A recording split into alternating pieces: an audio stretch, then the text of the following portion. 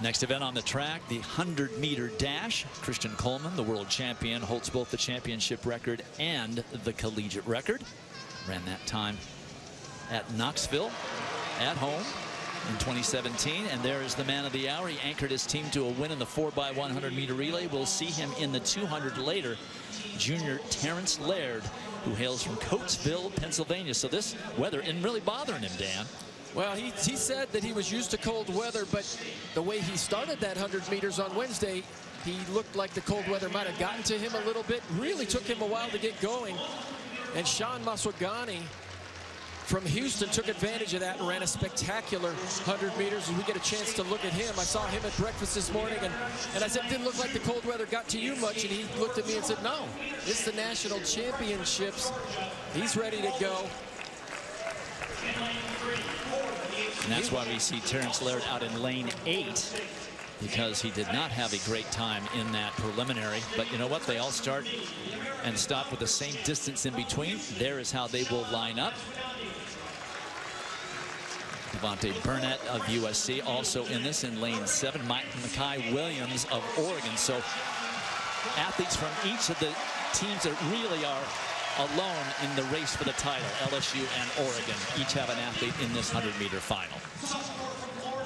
Well, and the crowd went crazy there, because there you see the young man in the Oregon uniform with the 5 on his hip.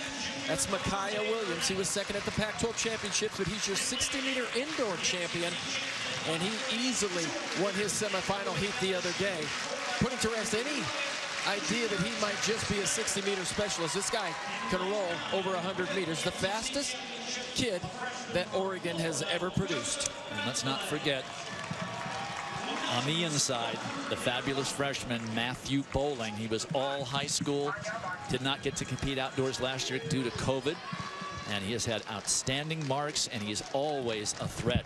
He had Georgia in the lead in that 4x100-meter relay on the anchor, and Terrence Laird was able to catch him. Let's see what he can do here in the 100. We will also see him later for the Bulldogs in the 200.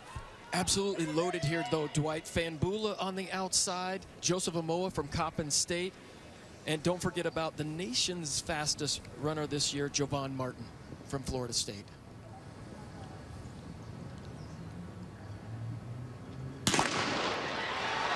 Makai Williams with a good start.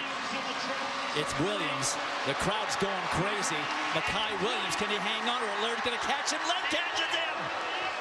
Terrence Laird got such a slow start. At 50 meters, he was out of it. And he is now 2 for 2 for the Tigers. Laird runs 10:05 into, or with a slight trailing win. Sean Maswagani of Houston finishes second.